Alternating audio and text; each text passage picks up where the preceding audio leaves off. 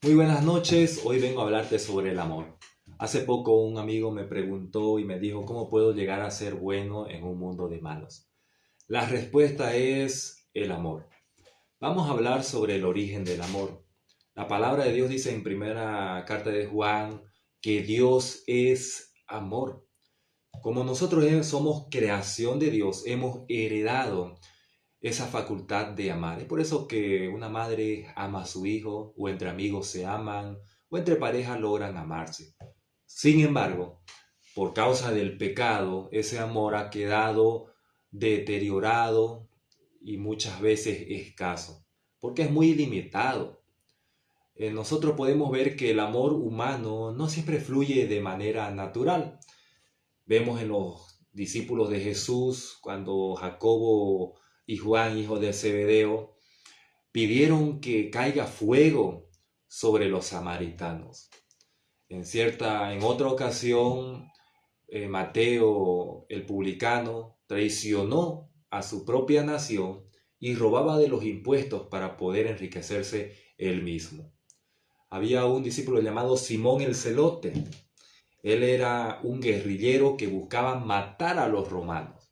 Entonces vemos estos ejemplos y analizamos de que la tendencia natural no era a amar, sino muchas veces a odiar, a destruir, a vengarse, a aborrecer, a engañar. Pero estos discípulos con el tiempo aprendieron a amar. Dice la palabra de Dios en primera de Juan capítulo 4 del 7 al 8, todo aquel que ama conoce a Dios y es nacido de Dios. Tenemos que aprender a diferenciar entre los tipos de amor. Existe el amor familiar, que es el amor fileo. Existe el amor eros, que es el amor erótico, amor entre pareja. Y existe el amor ágape, que es el amor divino, el amor de Dios. Los primeros dos amores es un amor humano, un amor natural, pero como te dije en el principio que es muy limitado, es condicional.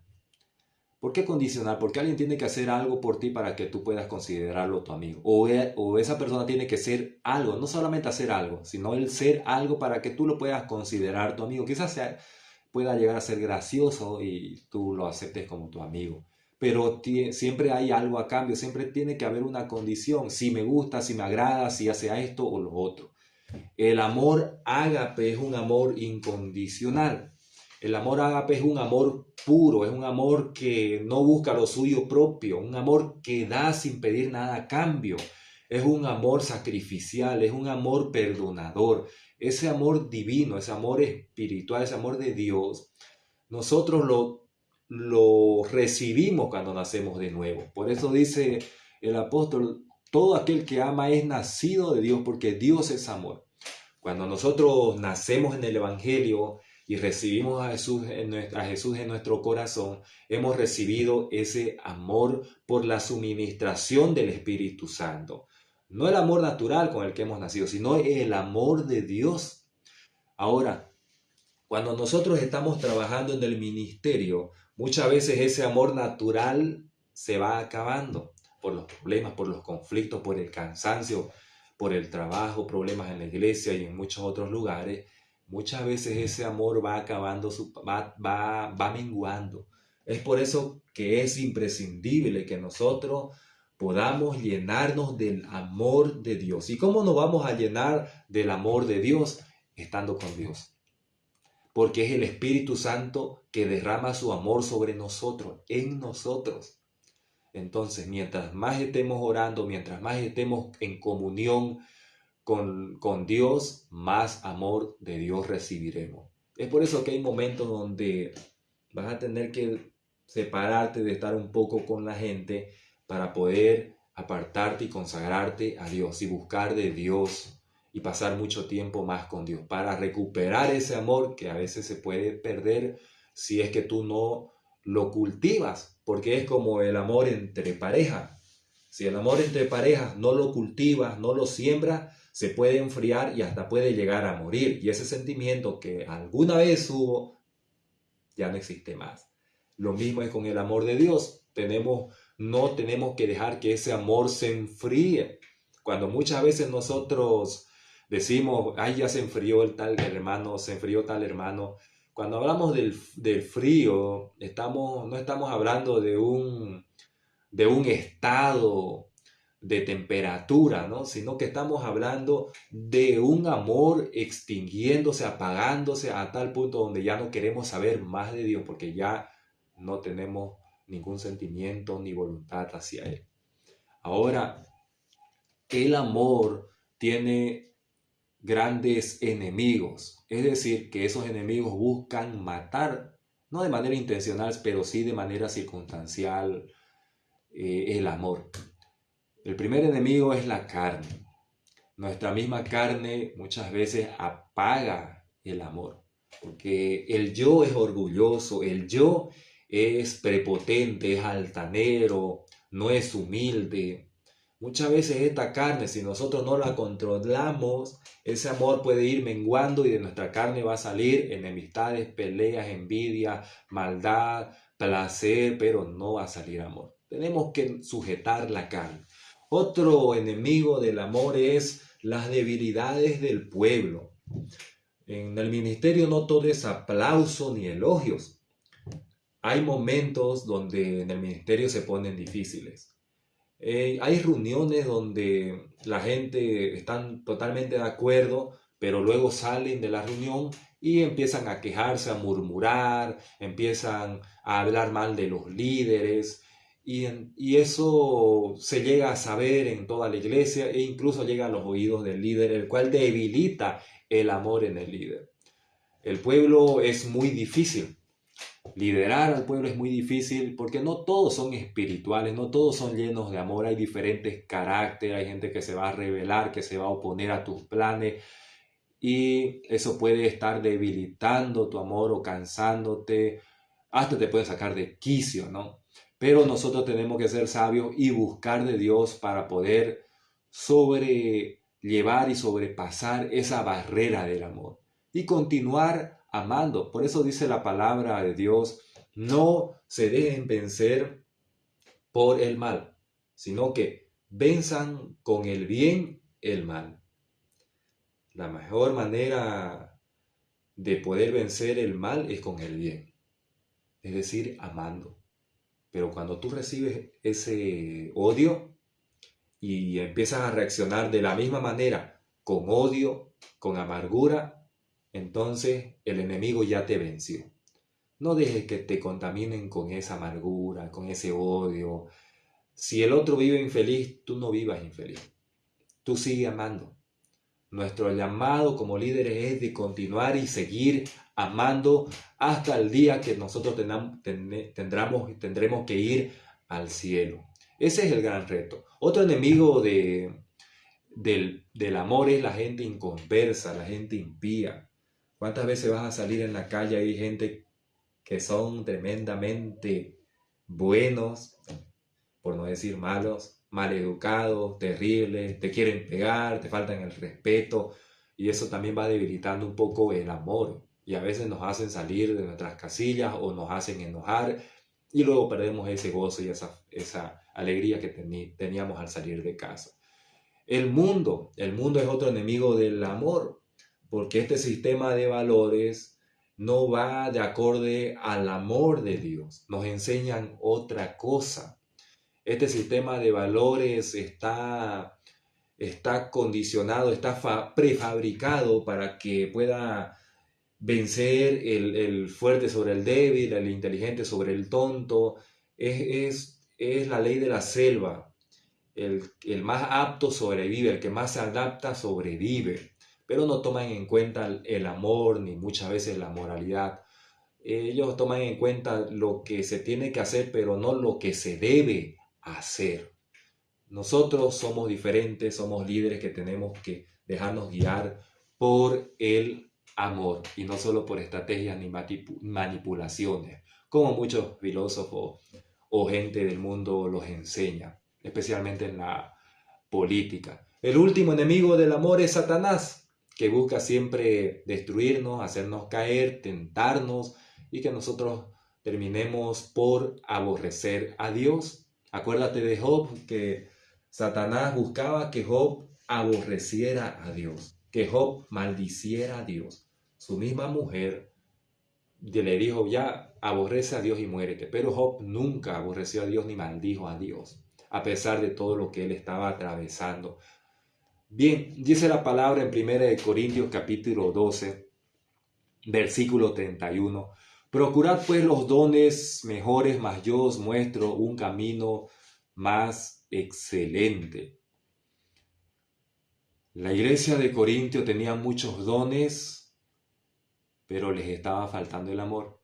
Por eso el apóstol Pablo les dice, está bien que ustedes ambicionen y quieran tener los dones espirituales, que profeticen, que hablen en lengua, que sanen, don de sabiduría, don de alabar a Dios, de alabanza. Está bien que ustedes anhelen esos dones, pero yo les muestro un camino mucho más excelente, que es el camino del amor. ¿Qué es lo que quiso decir el apóstol Pablo?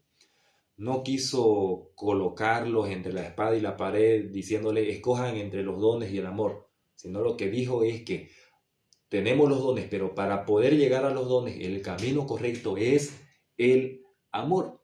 Ahora, el amor sin el don, porque hay gente que va a decir, bueno, yo quiero el amor y no quiero servir, no me gusta, no quiero los dones, solamente me conformo con amar a Dios y amar a mis hermanos, pero no quiero servir a nadie, yo no quiero ayudar a nadie. Estamos errando, nos estamos equivocando. Es posible dar sin amar, pero es imposible amar sin dar.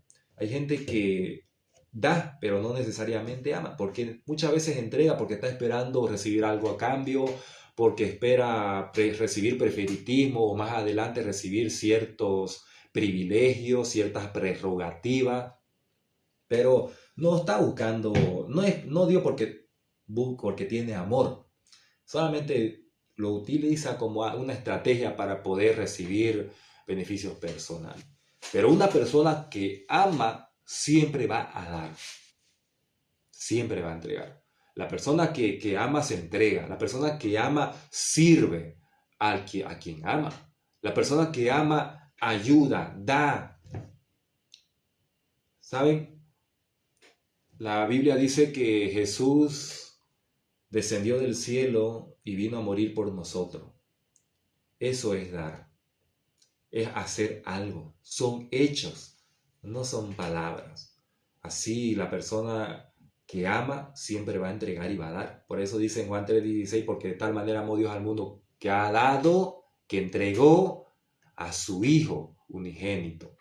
Nosotros tenemos que entregar y servir a Dios con nuestros dones y talentos que Dios mismo nos ha dado.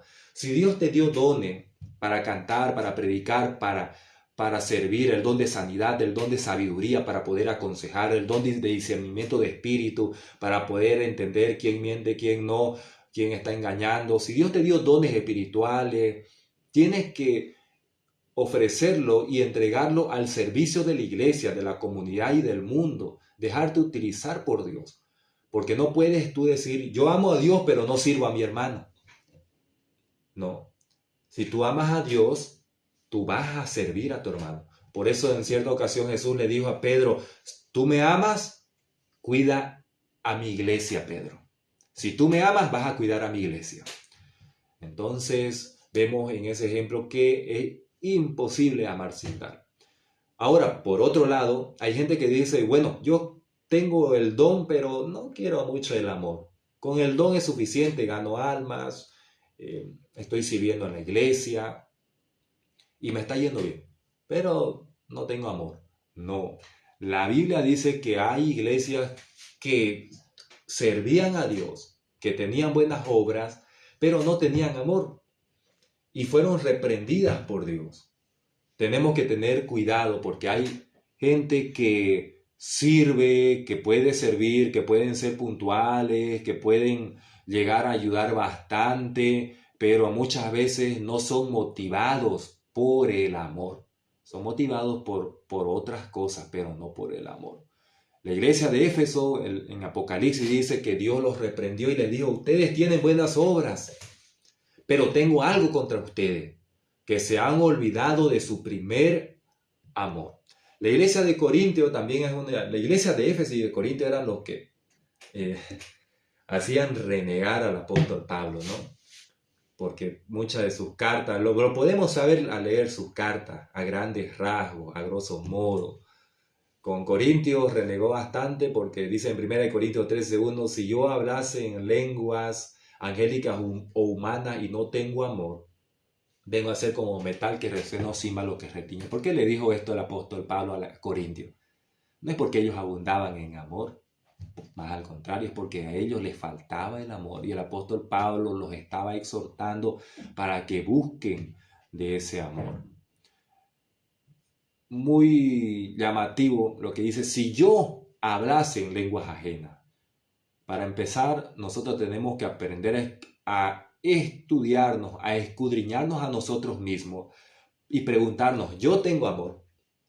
El apóstol no dijo, si otro tuviera amor. Él dijo, si yo hablase en lenguas angélicas o humanas.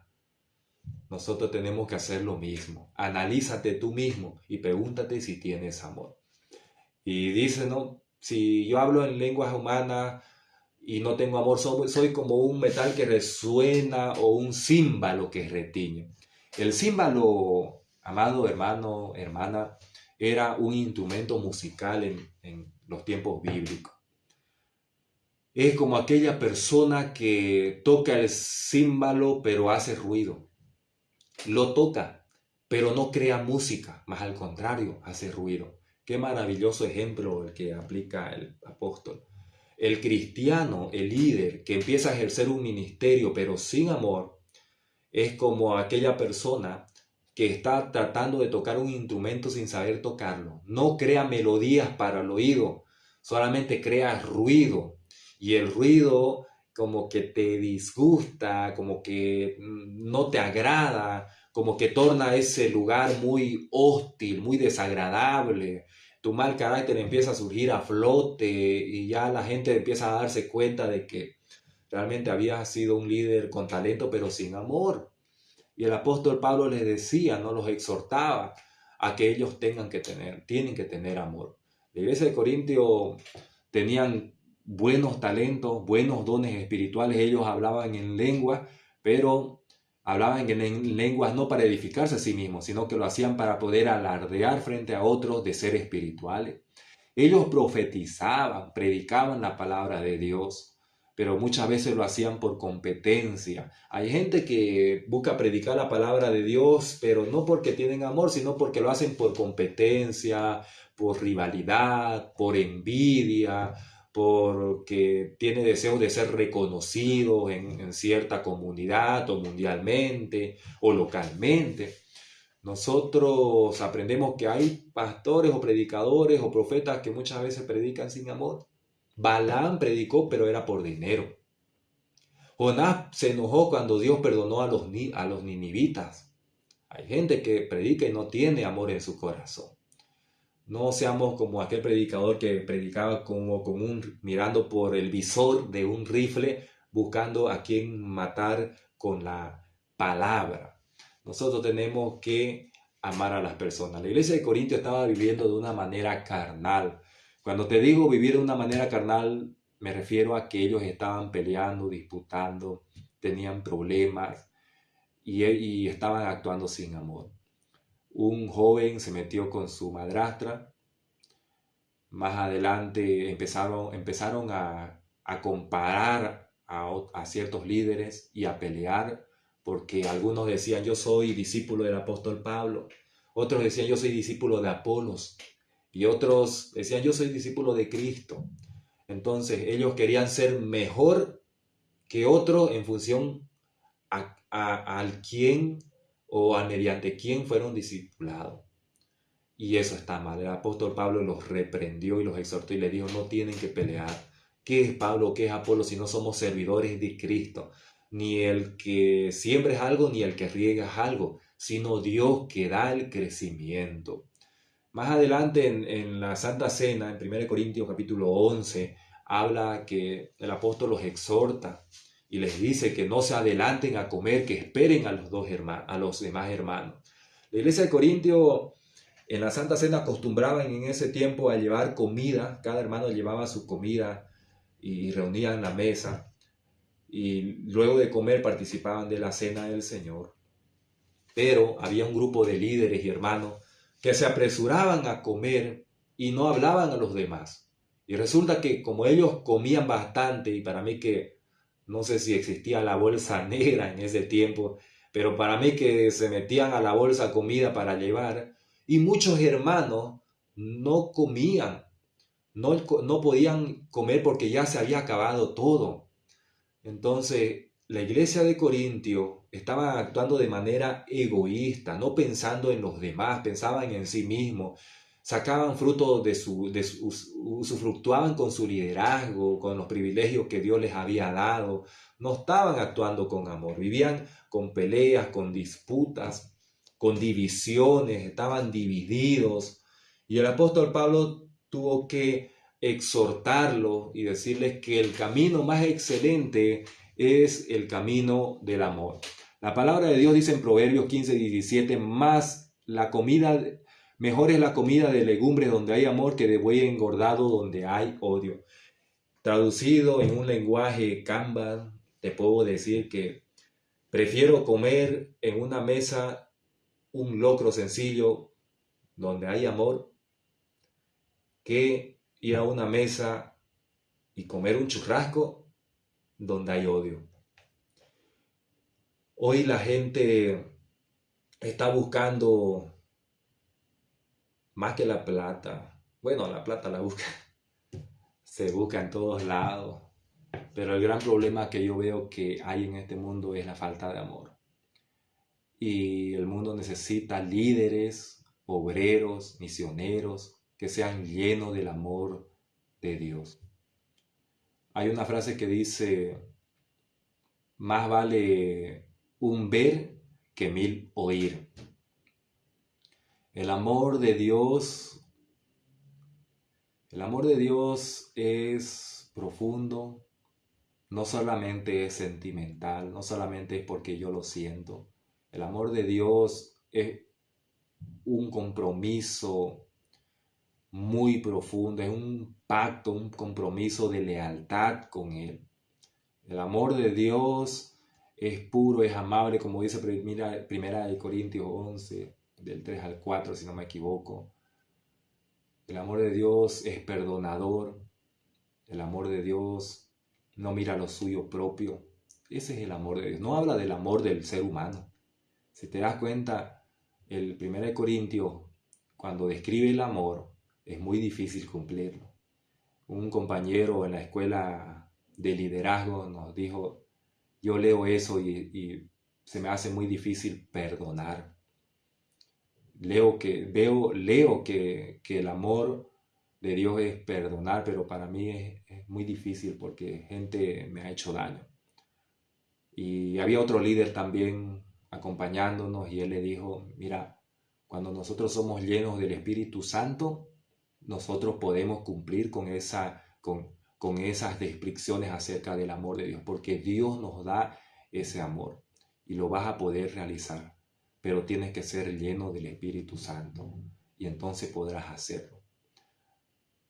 Me estoy yendo como que un poco más a fondo acerca del perdón, porque el perdón es el amor también.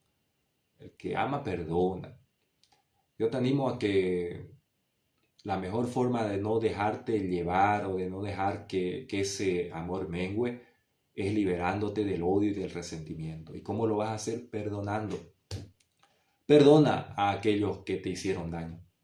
Perdona a aquellos que quizá no te trataron como tú esperabas que te tratasen. Mira, quizá te hicieron daño una vez, pero no permitas que te sigan haciendo daño siempre. Pero ¿cómo me van a hacer seguir haciendo daño siempre? Porque si sigues sintiendo ese rencor, ese odio en tu corazón, sigues viviendo mal. La mejor forma de poder liberarte de ese rencor es perdonando, es liberándote de toda esa amargura, porque esa amargura te hace daño. No perdones porque el otro se lo merezca, perdona porque tú te lo mereces. Porque tú te mereces estar en paz, tú te mereces estar con seguridad, tú te mereces vivir con gozo, con alegría. No tienes que vivir toda la vida encadenado con amargura y odio y resentimiento. Tienes que perdonar porque Dios también te perdonó sin merecerlo, porque muchas veces Dios nos ha perdonado. El perdón no siempre es olvidar lo que sucedió o las cosas que nos hicieron daño. Perdonar no significa que vamos a permitir que la gente siga haciéndonos daño. Perdonar, a veces se perdona, pero no siempre se tiene que dar las mismas prerrogativas a la persona. Se tiene que poner un límite. Perdonar no es olvidar. Perdonar es renunciar al deseo de vengarse. Es no castigar a la otra persona. Eso es perdonar. Cuando Dios habla del perdón del ser humano, cuando Dios dice que Él vino y perdonó nuestros pecados, Él está diciendo no de una forma romántica, sino que Él está diciendo, olvido lo malo que ustedes hicieron y ya no los voy a castigar dándoles lo que se merecen, sino que toda mi ira ya lo descargué en mi Hijo Jesús. Eso es perdonar, es amar, es entregarse, es eh, es entregar de lo suyo, renunciar a lo suyo propio para poder beneficiar a otros.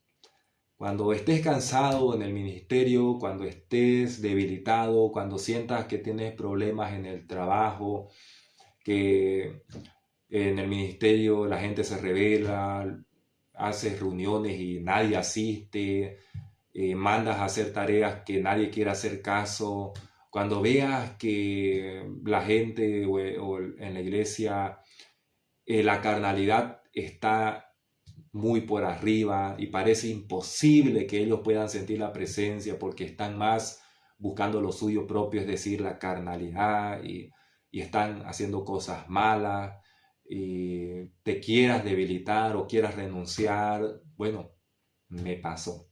Mi mejor consejo es que busques de Dios, que nuevamente llenes esta vasija del amor de Dios. Ayuna, ora, lee la Biblia, pide sabiduría para que puedas recargar esa batería de amor que muchas veces nos está faltando. Dios te bendiga, espero que este tema sea de bendición y termino con la historia de David Livingstone. Cuentan que este misionero fue conocido por su amor, pero cuando él llegó al pueblo de los nativos, muchos de ellos no conocían su lenguaje, pero sí lograron interpretar sus acciones. Se dieron cuenta de que él los amaba, porque él era un médico que curaba a los nativos. El amor es el lenguaje universal en el ser humano, que incluso los sordos pueden lograr escuchar. Dios te bendiga.